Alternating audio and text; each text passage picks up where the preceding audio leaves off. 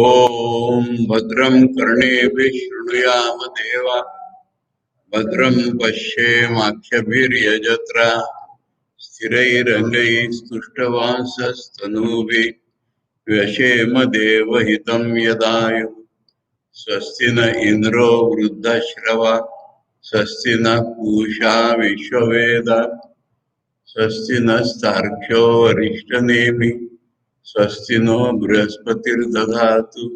ओम शांति शांति शांति।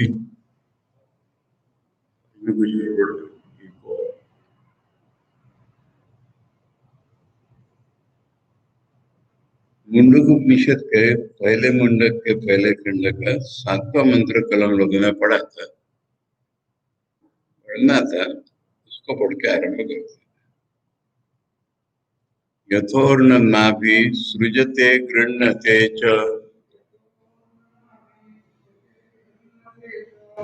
यथा पृथिव्याम ओषधया संभवन्ति यथा सतः पुरुषात् केशलोमानि तथा अक्षरात् संभवति ह विश्वम्।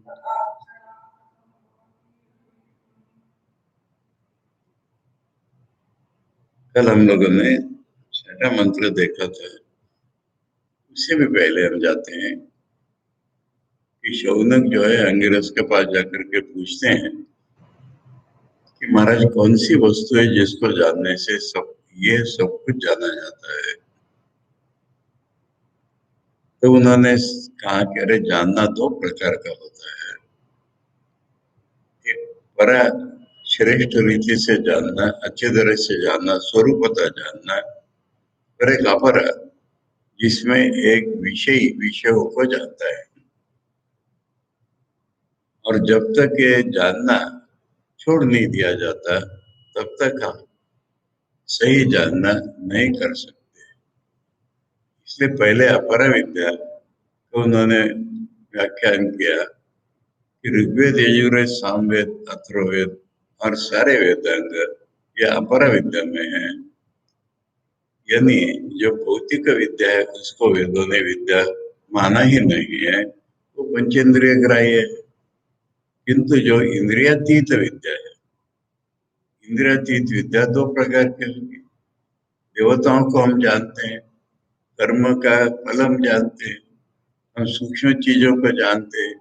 इसमें हम जानने वाले अपने से अलग चीजों को जानते हैं। और जो हमको ऐसी चीज जानना है जिससे सब कुछ जाना जाता है, वो तो हमारा स्वरूप है। हमारे स्वरूप को हम उस तरह से नहीं जान सकते जैसे एक विषयों को जानता है।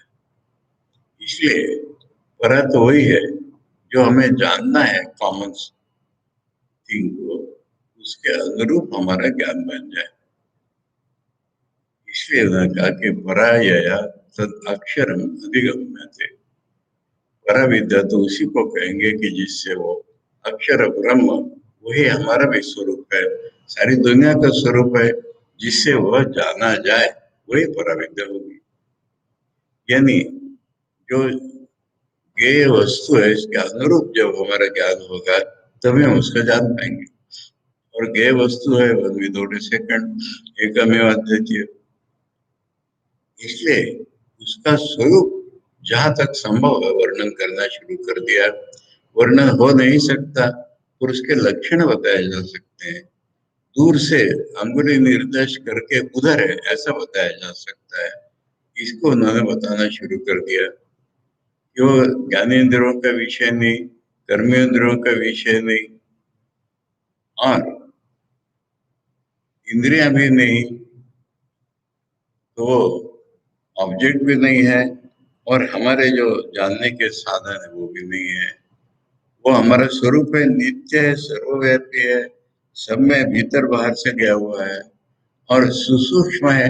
यानी हमारी इंद्रियों के विषय नहीं है, मन का विषय नहीं है, मैं ज्ञान का भी वो विषय नहीं है, वही अव्यय है और उसी से सारी दुनिया निकली है। यानी कॉमन रियलिटी जानना है ना, तो कॉमन रियलिटी का नेचर ऐसा है कि सारी दुनिया उसी से निकली। और ये ज्ञानियों ने जान लिया है, देख लिया है उन्होंने। अब इसको हम अनुभव के आधार पर ऐसे कहेंगे कि उन्होंने निर्विकल्प समाधि में निर्गुण ब्रह्म को जान लिया, और जब समाधि से लौटे तो उन्होंने उसी से सारा जगत निकलता हुआ जान लिया। तो ये जगत जो निकलता हुआ उन्होंने देखा, वो कहाँ से निकला? उसी से निकला। ये उनका ज्ञान उन्होंने हमको दिया कि उसको जानने पर तो सब कुछ जान लिया गया। सब कुछ है ही नहीं, उसी का अपीयरेंस है।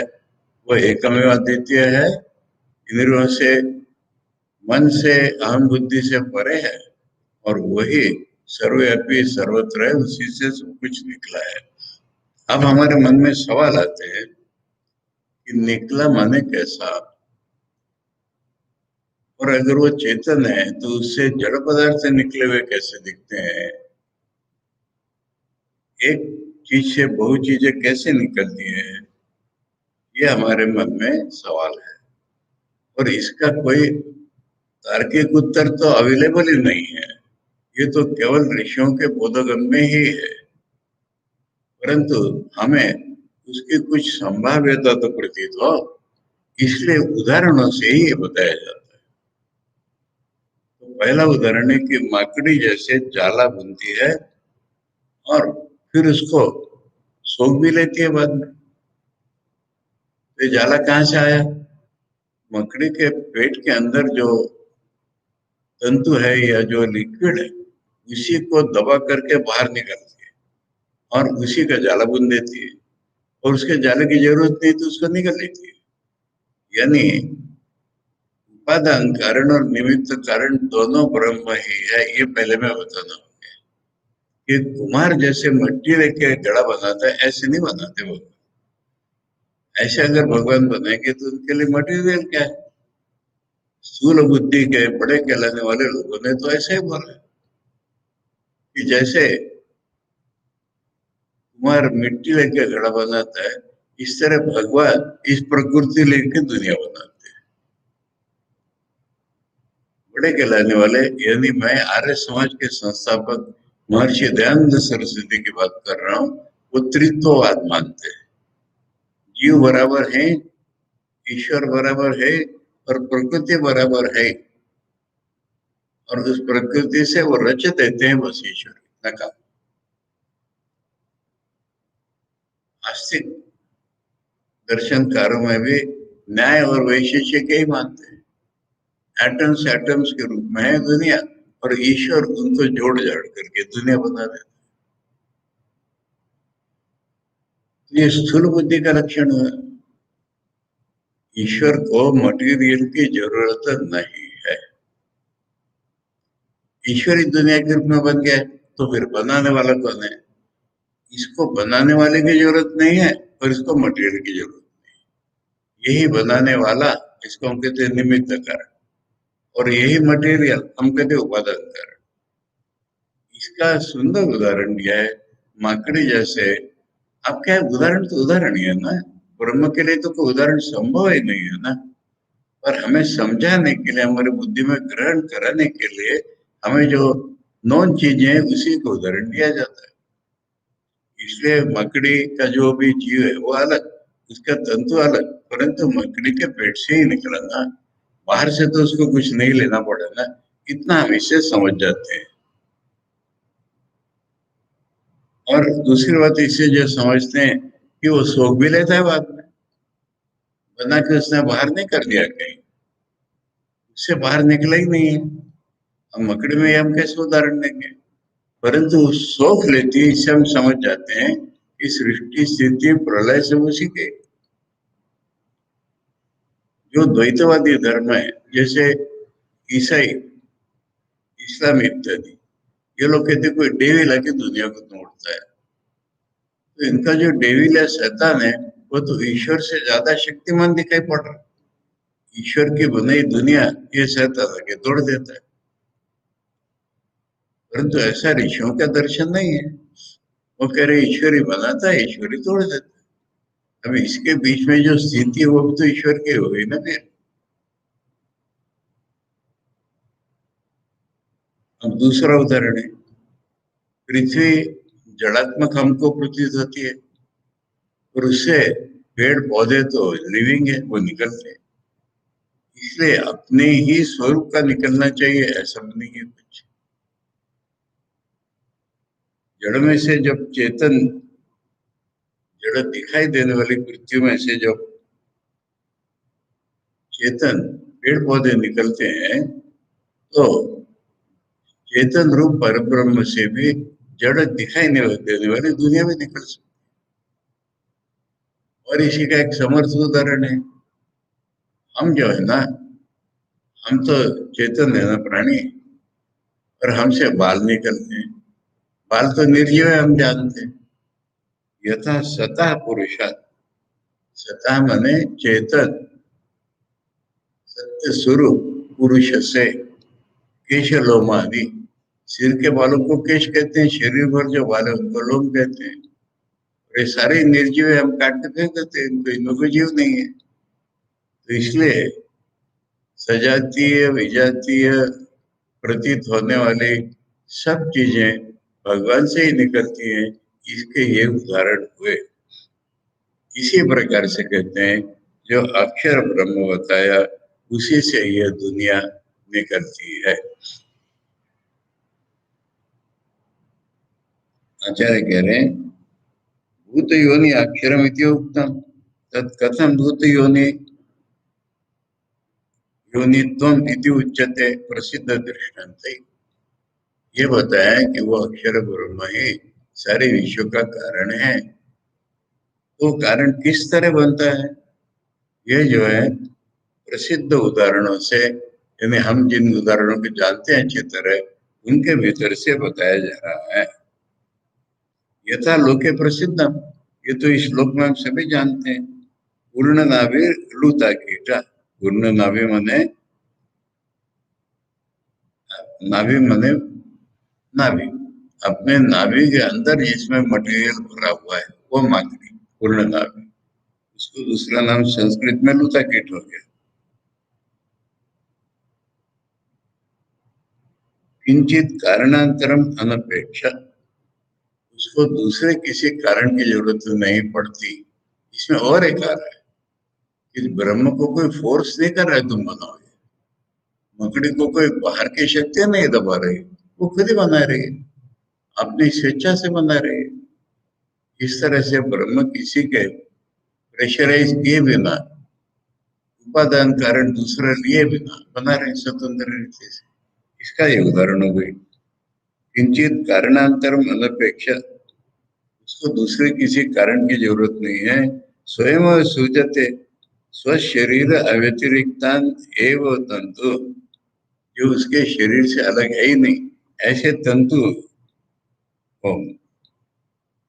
सृजती है, माने बाहर फैलाती है, वही प्रसारयति। पुनः स्थाने व गृह्णते च, गृह्णाति स्वात्म भावम एवं आपादयति, उसको वापिस ले लेती, माने वो उसी का स्वरूप बन गया। फिर भगवान हम सब लोगों को प्रलय कर देते, मैंने मार के कहीं फेंकते नहीं है, निकल लेते हैं सारा, उन्हीं के अंदर में करे जाते हैं।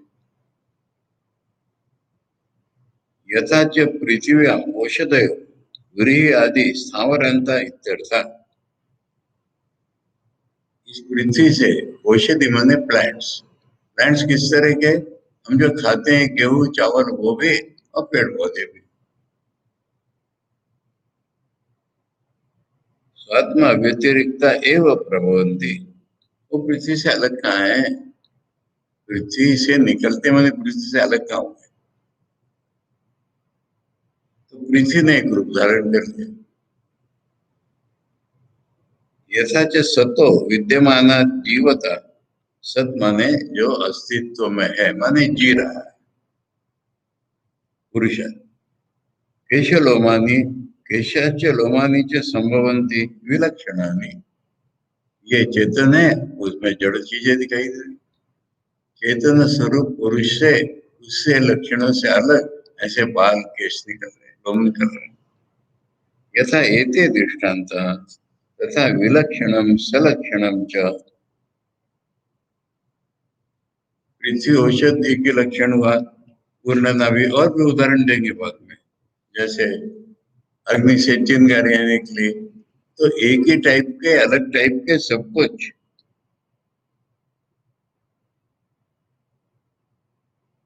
निमित्तांतर अनपेक्षा, और बाहर दूसरे किसी कारण की जरूरत नहीं है।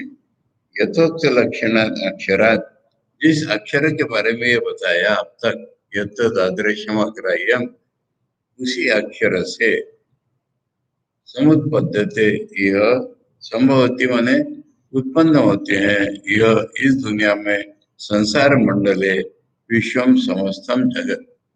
संसार मंडल में हमको अनुभव में आने वाली सारी दुनिया, ये विश्व समस्त जगत। अनेक दृष्टांत उपादान तो सुखार्थ प्रबोधनार्थम, आसानी से, सुख माने आसानी से हमको समझ में आ जाए, इसलिए ये अनेक दृष्टांत दिए। तपसा चीयते ब्रह्म, ततो अन्नम अभिजायते, अन्नात् प्राणो मनः सत्यम, लोका कर्मसु चामृतम। ये फिजिकल सृष्टि का वर्णन नहीं है, आकाश निकला, वायु निकला, ये निकला, वो निकला। हमारे जीवन में अनुभव में जो चीजें आती है उनका वर्णन। अब ब्रह्म में तो कोई डायमेंशन नहीं है ना। लोग कहते हैं बिग बैंग, मैंने ब्रह्म में लंबाई चौड़ाई गिन नहीं सकते हम ना, तो इसलिए वो बिंदु थोड़ी है। पर जिसमें लंबाई चौड़ाई रूप डायमेंशन है ही नहीं, अब उससे दुनिया निकलती है। दुनिया हमको बड़ी बड़ी दिखाई दे रही सामने, तो फिर उससे कैसे निकले? बोले वो तपस्या करके कूद गया, उससे निकल पड़ा। भूल गया का अर्थ हो रहा है कि डायमेंशन बन गई उसमें। उसमें जब डायमेंशन नहीं है तो कोई उसकी कल्पना अनंत कर रहा है, कोई उसमें बिंदु कर रहा है। डायमेंशन लेस ब्रह्म से डायमेंशन वाली दुनिया बन गई। तो कैसे बन गई? ब्रह्म भूल गया। किससे भूल गया? तपस्या से। यानी हमारे अनुभव में जो उदाहरण है वैसे बन रहे हैं। तपस्या क्या करेगा ब्रह्म? उसने अपने ज्ञान को जो एकमेव अद्वय है उसको ब्रह्म रूप, विश्व रूप में प्रकट किया, है उसकी तपस्या और कुछ नहीं। अपने ज्ञान में उसने ट्रांसेंडेंट रियलिटी में इमेजिनेट रियलिटी का रूप धारण कर लिया, ये उसकी तपस्या है। हम जैसे कुछ भी काम करने के पहले तपस्या करते हैं, मन में जोर लगा लेते हैं, तब बाहर काम करते हैं, ऐसा ब्रह्म ने तपस्या की। तपस्या करके अन्न निकाला। अन्न माने वो मटेरियल जिससे दुनिया बनेगी। मकड़ी ने तंतु निकाला ना, तो ब्रह्म ने तपस्या करके डायमेंशन वाली चीज बना दी। उस अन्न जब मटेरियल बन गया तो क्या बना उससे?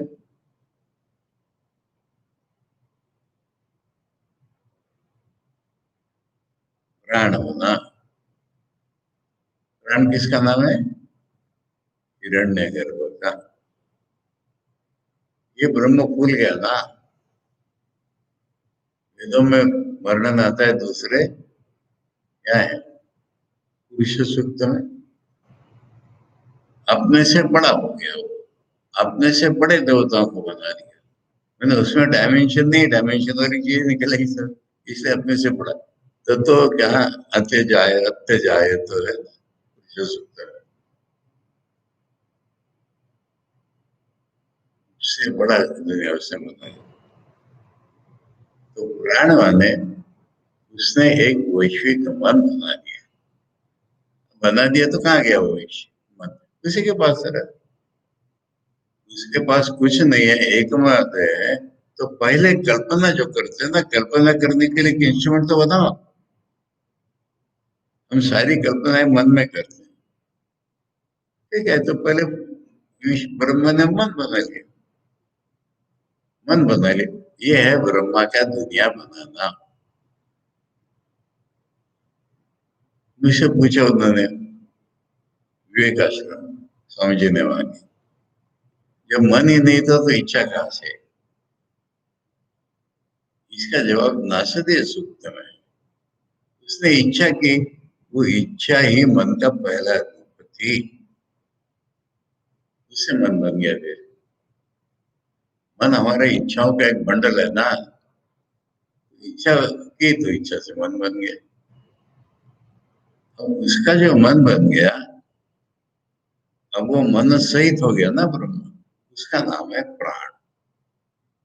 प्राण क्या चीज है बताता हूँ, हमारे जीवन से देखो।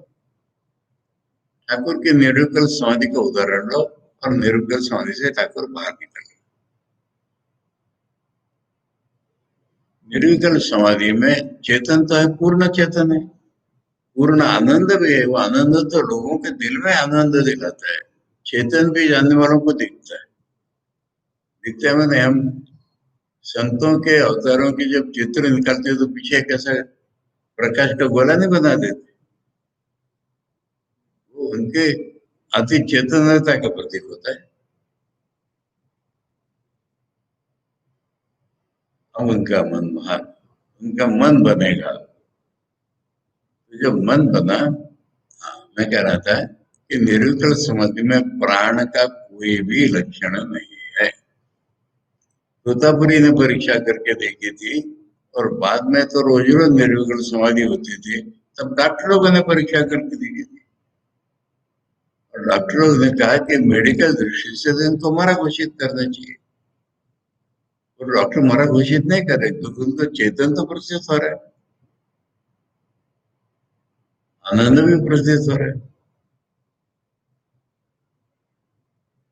यानी जब समाधि से बाहर निकले तब प्राण का पहुंचे।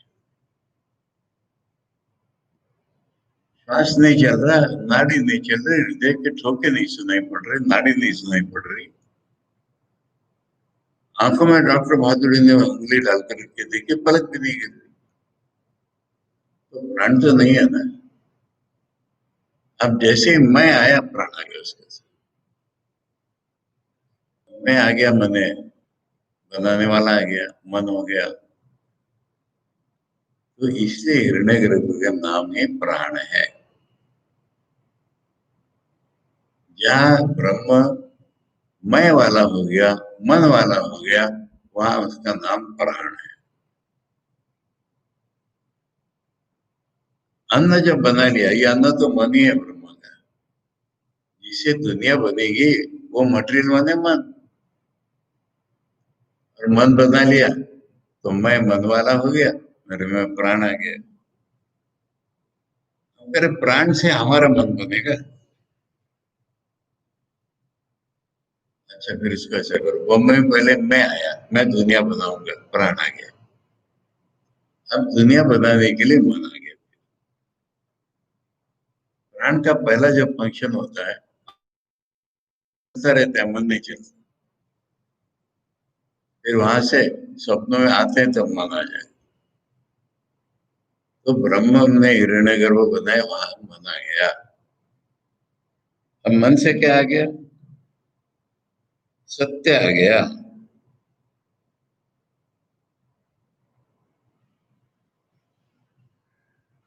सत्य आ गया माने हमको जो मटेरियल दिखाई पड़ता है वो आ गया।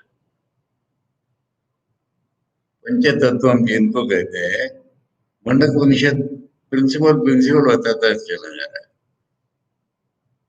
ब्रह्म का मैं आ गया, प्राण आ गया। फिर सृष्टि बनाने के लिए मन बना लिया, और मन से फिर ये पंचधातु निकल आई, जिनको हम सत्य कहते हैं। अब ये निकले तो सारे लोग बन गए, 14 भुवन जिनको आप बोलते हैं। अब जब लोका लोग बन गए, तो उसमें ये भी मान लो रहने वाले प्राणी भी बन गए। अब ये लोग कर्म करेंगे, तो ब्रह्म से ही कर्म भी निकला। और कर्म क्या कि फल मिलेगा, अमृत कहते हैं उसको। अमृत माने कर्म से होने वाला अवश्य भावी फल। तो ये सारा ब्रह्म से निकला ना। ब्रह्म तपस्या करके फूल गया, और उससे मटेरियल बना, यानी बनाने वाले का मन बन गया, बनाने वाले का मन, बनाऊंगा ये हो गया, मैं आ गया, बस मटेरियल बन गया, उन्हें मैं आ गया, उससे प्राण बन गया, प्राण से फिर सृष्टि बनाने के लिए मन बन गया, और मन से फिर पंचतत्व बन गए, पंचतत्व बन गए तो सारे दुनिया में रहने के लोग, उनमें रहने वाले लोग दोनों बन गए। वो कर्म करने लगे, विषय विषय भाव आ गया उनमें, कर्म माने विषय विषय भाव आगे उनमें, उसका फल भी होने लगे। ऐसा ब्रह्म ने दुनिया बनाई है।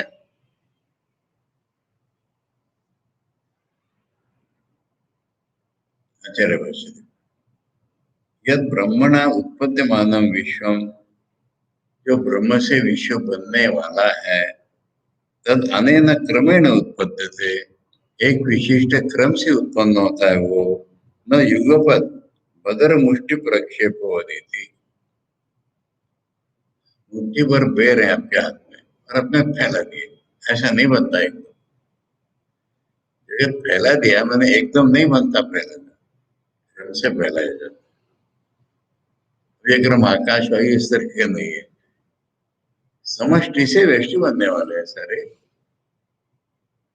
इति क्रम नियम विवक्षार्थो अयम मंत्र है, वो क्रम का नियम बताने के लिए ये मंत्र है, आठवां। तपस्या माने ज्ञान से, कैसा ज्ञान है ब्रह्म का? उत्पत्ति विधि, उत्पत्ति विधिज्ञतया,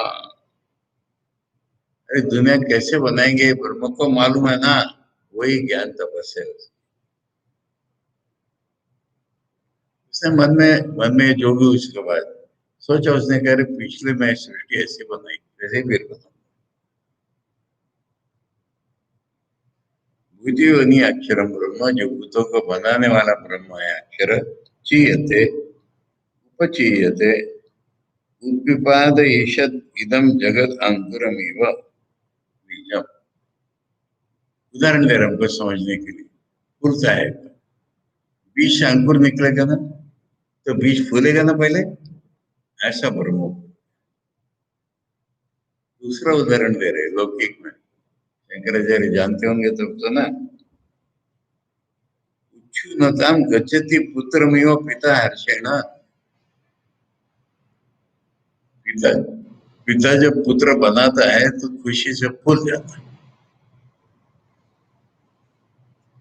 पुरुष का लिंग फूलता है, पुरुष तो नहीं फूलता है, वो एक्साइट हो जाता है, पुत्र बनाना है मैंने, ये खुशी उसकी, इससे वो फूल जाता है, पिता बन जाता है। इस तरह वो भी फूल गए। एवं सर्वज्ञतया सृष्टि स्थिति संहार शक्ति विज्ञान बताया, ब्रह्म सर्वज्ञ है माने सृष्टि स्थिति और प्रलय करने की शक्ति उसमें है, उसका ज्ञान उसमें है। उपचिता, ऐसा फूला हुआ ब्रह्म, निर्गुण ब्रह्म में कुछ ज्ञान व्यान नहीं है, माने सृष्टि का रिलेटिव ज्ञान नहीं है, एक द्वितीय का ज्ञान है। अब उससे सृष्टि स्थिति प्रलय करने का ज्ञान उसमें है, ये तपस्या से भूल गया। इन्हें बाहर को किसी कारण की जरूरत नहीं इसको बोलने के लिए, वो भूल गया।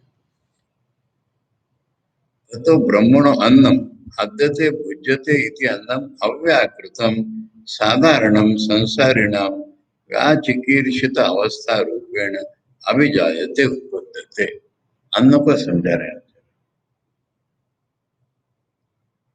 देखो अलग अलग नामों से एक ही चीज अलग अलग स्टेज में दिखाई पड़ती है। अव्यक्त है, अव्यक्त को हम कहते हैं अव्याकृत है। अव्याकृत में क्या फर्क हुआ? अव्यक्त माने प्रकट नहीं है, अव्याकृत माने अभी प्रकट नहीं है, अभी प्रकट होने वाला है। अब इसी का और नाम हो गया व्याचिकीर्षित, यानी बनाने की इच्छा वाला बन गया, वो प्रकट करने की इच्छा वाला हो गया। चिकीर्ष माने डबल जो आता है उसमें यानी इच्छा वाला, व्या माने प्रकट करने की इच्छा वाला बन गया। और उससे क्या निकला? गहरी नींद से, गहरी नींद में क्या होता है, अव्यक्त होता है सब कुछ, उससे ही हम स्वप्नों में जागृति में आने वाले। ऐसे प्रलय के बाद जो है ना, पूरे दुनिया की अव्यक्त अवस्था लेकर के ईश्वर होते हैं। सुगुण ब्रह्म, निर्गुण ब्रह्म तो सृष्टि स्थिति प्रलय में उनको कुछ फर्क ही नहीं पड़ रहा। ब्रह्म का निर्गुण स्वरूप तो जैसा क्या वैसा है ही, सृष्टि हो प्रलय हो स्थिति हो, उनका निर्गुण स्वरूप है ही। उसके साथ जो सृष्टि बनाने वाला उनका स्वरूप है, प्रलय में कुछ नहीं है, कुछ नहीं है, नहीं, सबका अप्रकट रूप है, उसे प्रकट कर दिया उन्होंने। यह है तपस्या करना, पूर्णा, अन्न बनाने का यह अर्थ है। वो जो अव्याकृत निर्गुण से सगुण हुआ, अव्याकृत अप्रकट दुनिया उनके पास आ गई बस। और यही साधारण संसारियों का मटेरियल है।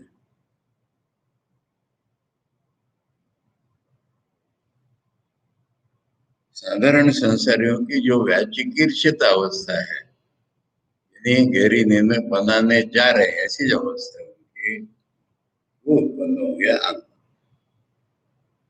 ततश्च अव्याकृतात् व्याचिकीर्षित अवस्था था अन्न। अव्याकृत से जो प्रकट होने की दशा में आ गया वो अन्न है। अन्न इज द मटेरियल, पहले दिखता नहीं था, दिखने वाला है, इसको अन्न है। प्राणो, प्राण माने हिरण्यगर्भ। ब्रह्मणो ज्ञान क्रिया शक्ति अधिष्ठित जगत साधारण अविद्या काम कर्म भूत समुदाय बीजांकुरो जगदात्मा अभिजायते इत्यनुशंगा। प्राण का यह अर्थ समझा रहे हैं। हम उनको हिरण्यगर्भ कहते हैं, यानी हमारी धारणा में ईश्वर जो है क्या है, उसका ज्ञान है, उसको क्रिया है, शक्ति है, साधारण जगत का अधिष्ठाता है वो। अविद्या काम कर्म भूत समुदाय, ये जो समुदाय है, अविद्या काम कर्म भूत, इसका बीज है वो, अंकुर जैसे बनता है बीज से, ऐसे अव्याकृत से यह अंकुर बन गया हिरण्यगर्भ। जगत आत्मा, वही जगत का आत्मा है। अभिजायते अनुषंगा, बना ये पीछे से क्रियापद जो। तस्माच्च प्राणात् मनो, मन आख्यम संकल्प विकल्प संशय निर्णय आदि आत्मकम अभिजायते। मन माने माइंड स्टॉप, मन बुद्धि चित्त अहंकार से उसी के भाग करते हैं। संकल्प विकल्प उसी में, संशय उसी में, निर्णय उसी में, ये बनाने वाला मन बन गया। ततो अपि संकल्पादि आत्मकान मनसा सत्यम सत्याख्यम आकाशादि भूत पंचकम अभिजाय। सत्य नाम है आकाश आदि भूत पंचक का। अरे बड़ा झगड़ा कर देते। सूर्यानंद जी ने अंत में कहा था ब्रह्म सत्य जगन मिथ्या, जगन सत्य, तुम कैसे जगत मिथ्या कहते? हमको दिखाई पड़ता है वो सत्य, इसलिए सत्य शब्द उपनिषदों का है, सूर्यानंद स्वामी जी का अपना नहीं है। तो कह रहे सत्य माने हमको जो सत्य प्रतीत होता है वो बन गया। अब तक हमको सत्य नहीं प्रतीत होता है ब्रह्म कुछ, किंतु अब उससे आकाश आदि भूत पंचकम अभिजाए थे, इसको सत्य कहते हैं। कहीं प्राणों को सत्य कहते हैं। ब्रह्म का नाम है सत्य का सत्य, प्राण सत्य है, इसका ये ब्रह्म सत्य है। तस्मात् सत्याख्यात भूत पंचकात, सत्य नाम के जो भूत पंचक अंड क्रमेण सप्तलोका पुरादय, अंडा बना उससे पहले। अंडा माने पक्षी का सूक्ष्म रूप। अंडा बन के उसमें से फिर 7 लोक निकले। आचार्य 14 लोक नहीं गिन रहे, 7 ही गिन रहे। यानी भू भुआ स्वा माँ जना तपा सत्य, पृथ्वी और ऊपर ऊपर के लोग। येषु मनुष्यादि प्राणी वर्णाश्रम क्रमेण कर्म, इसको फुल स्टॉप डालो बीच में। येषु मनुष्यादि प्राणी वर्णाश्रम कर्मेण, मनुष्यादि प्राणी, मनुष्य पशु पक्षी और मनुष्यों में वर्णाश्रमों में क्रम से वो भी होता है ना, ब्राह्मण बनते, फिर क्षत्रिय बनते, वैश्य बनते, शूद्र बनते, ऐसे बन गए। फिर कर्माणि, मनुष्य बने तो वो कर्म करने लगेंगे। कर्मसु च निमित्त भूतेषु अमृतम कर्मजम फलम, कर्म अगर कारण हो गया तो उससे फल बनेगा, उसको ही नाम अमृत है। अमृत क्यों बोला है उसको? यावत् कर्माणि कल्प कोटि शतैरपि न विनश्यन्ति तावत् फलम न विनश्यति इति अमृतम। शतकोटि कल्पों तक नष्ट नहीं होगा ज्ञान के बिना, कर्म रहेगा उसका फल रहेगा, इसलिए उसका अमृत हो गया। एक कल्प नहीं, शतकोटि कल्पों तक रहता है फल, इसलिए उसका अमृत हो गया। अभी सारे अर्थ का उपसंहार करना है, माने इकट्ठा करके बोलना है। ये क्रम बताया, वो कर्म बताया ना, उसका मतलब क्या हुआ? यह सर्वज्ञः सर्वविद यस्य ज्ञानमयं तपः तस्माद् एतद् ब्रह्म नाम रूपम अन्नम च जायते। इतना जो बताया सृष्टि, किसी को शॉर्ट में बता रहे, वो जो ब्रह्म है वो सर्वज्ञ है। सर्वज्ञ माने नोज एवरीथिंग इन जनरल, साधारण रूप से सब जानता है। सृष्टि कैसे बनती है, मनुष्य कैसे बनते हैं, सब जानता है। मनुष्य के मन में तो हजारों चीज आती है, वो भी जानता है। इसलिए सर्वज्ञ और सर्वविद ऐसे दो विशेषण है ब्रह्म। हमारे मन में कुछ आया तो ब्रह्म तो जान गया उसको, मन में आने से पहले ही जान गया, तब मन में आया। तो इसलिए he knows everything in general, he knows everything in particular. और उसका तप क्या है, यहाँ पर स्पष्ट कर दिया, ज्ञान है उसका तप। उस अक्षर ब्रह्म से ये ब्रह्म निकला, यानी हिरण्यगर्भ हम कह रहे हैं, उसको ब्रह्मा भी कहते हैं ना। उस निर्गुण ब्रह्म से ये सृष्टि बनाने वाला सगुण ब्रह्म निकला। उससे क्या निकला? नाम और रूप। इतनी जो सृष्टि प्रकार बताया, अव्यक्त व्यक्त नाम और, नाम और रूप, अव्यक्त और व्यक्त, इसके सिवा दुनिया कुछ नहीं है। नाम और रूप उसके पास है, बनाने वाले के पास, अव्यक्त रूप में तो व्यक्त कर देता है। तो नाम और रूप निकले और अन्न निकला। अन्न माने प्राणी साधारणों का कर्म फल भोग निकला।